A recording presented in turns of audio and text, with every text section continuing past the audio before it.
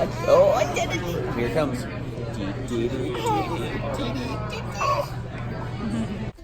Watch, I'll show you. Watch this. Can you do that? Oh yeah. Do it. Pull, pull, pull, pull. Pull up. That's really good. Now you're doing smart. Come on, Annika.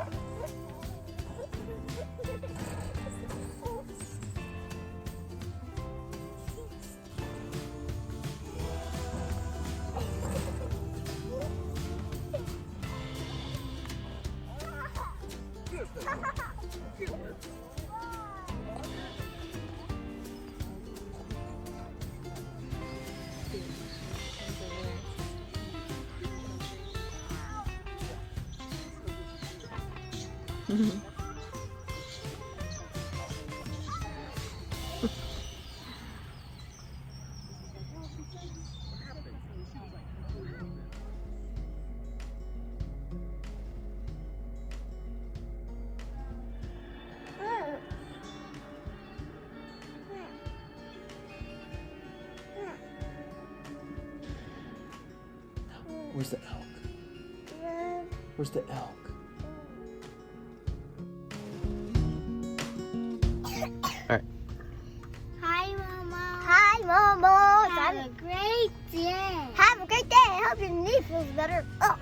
Alright, I'll say I love you. I love you. Bye.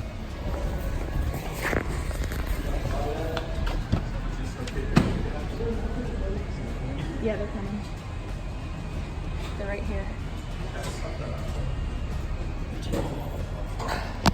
Other pocket's your phone. I'll get it. Let me get you unbuckled.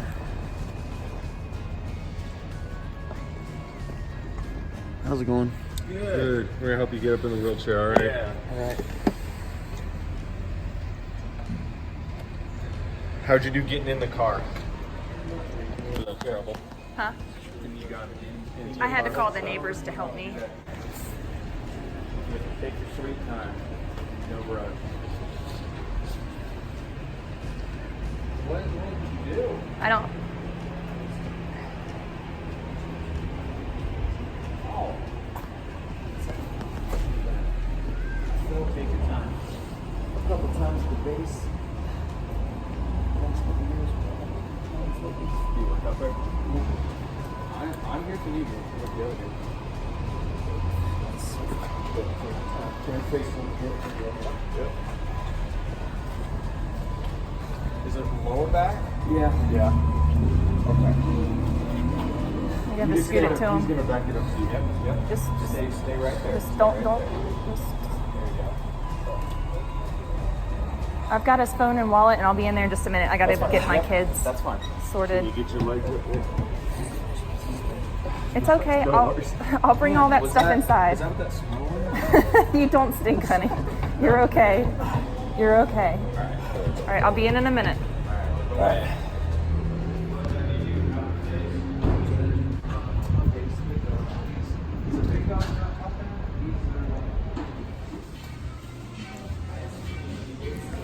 We spent 2 hours in the ER with Aaron, and the kids needed a break, so we went to the local bagel shop and got ourselves a little brunch. Bye bye. Just wanted to give you guys a little bit of an update. So at about 8:30, we got to the emergency room and got Aaron into the hospital, where we waited for about 2 hours before he went back and got a room. Once we were in the room, the kids were really restless, so I took the kids to go and get lunch. And after we had a bite to eat, I got back in touch with Aaron. I picked him up some food too, but he wasn't, feeling well enough to eat the food. So we agreed that I would just come on home with the kids. They're both really tired. Torsten fell asleep. They're both asleep right now. But we just agreed that I would come home with the kids until I heard word from him.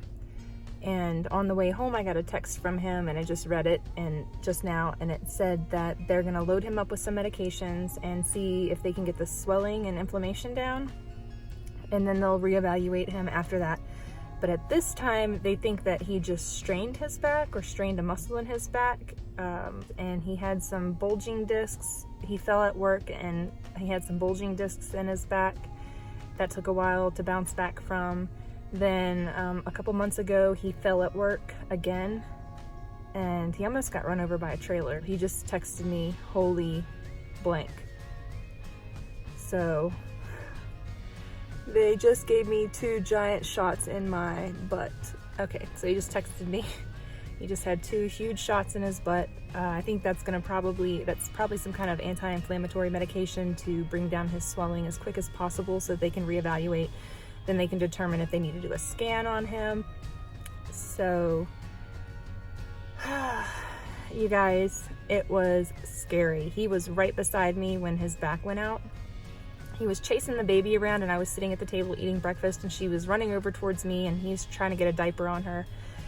And I had like this eerie feeling, like moments before it happened. I was like, oh, she's being difficult. He's gonna end up like throwing his back out or something. It was like this weird feeling because I know how she gets when she throws her body around, and you know, she's only 28 pounds, but that's still enough weight if you're crawling around on your knees or you're like rounding a table or whatever in an awkward position, to if your back is already preloaded, if your muscles are already preloaded for whatever reason. He's had a really busy week at work, and so it's possible that his back was already under some strain, and so he like reached and picked her up, and when he picked her up, he looked up at me and he just went like that, and he like immediately let go of her, didn't try to pick her up or whatever. She was right there, and I was like, oh my God, are you okay? And he couldn't hardly like move.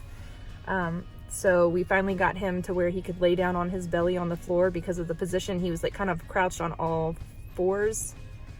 And we got him to where he could lay down flat on the floor, and I continued to get the kids ready for school. I started to get everybody ready because I knew it was bad, and I knew that we would end up having to go to the ER, if not call for an ambulance. I called the neighbors. They didn't answer. They must have thought that like the kids had the phone and called them by accident or something. So I texted them, and immediately the neighbor came over and tried to help us get Aaron off the floor. It was quite a task. I went ahead and loaded the kids up into the car, and we had gotten, before I loaded the kids up in the car, we had Aaron, we got him up and we had him seated in my rocking chair, which probably was horrendous for him. It was like really hard to get him into the rocking chair, but it was the only thing that was like, it's pretty firm, and the couch he would have sunk down in, and that wouldn't have been probably good for the situation. So we managed to set him into the rocking chair. And then when I was loading up the kids, the neighbor and him, I saw them walking through the house, and the neighbor was helping him, so we helped. And if you can see, we've got stairs right there.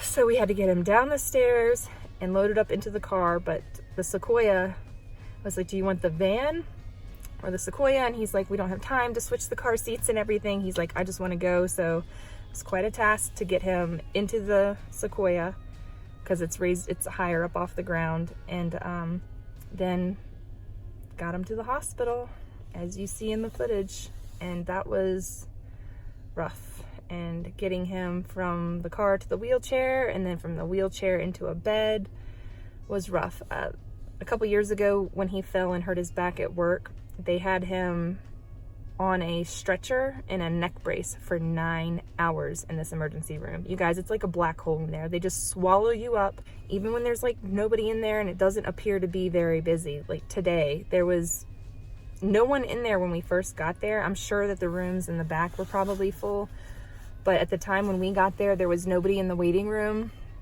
And within about a half hour, the waiting room like filled up with all kinds of cases. It happened fast. That place filled up really quickly. So it took about 2 hours for him to get a room. And then, yeah, it was just with 2 toddlers, it's just not feasible. And we avoid the emergency room at all costs. I'm sure everybody does, especially when you have toddlers that scream and yell and want to be down on the floor.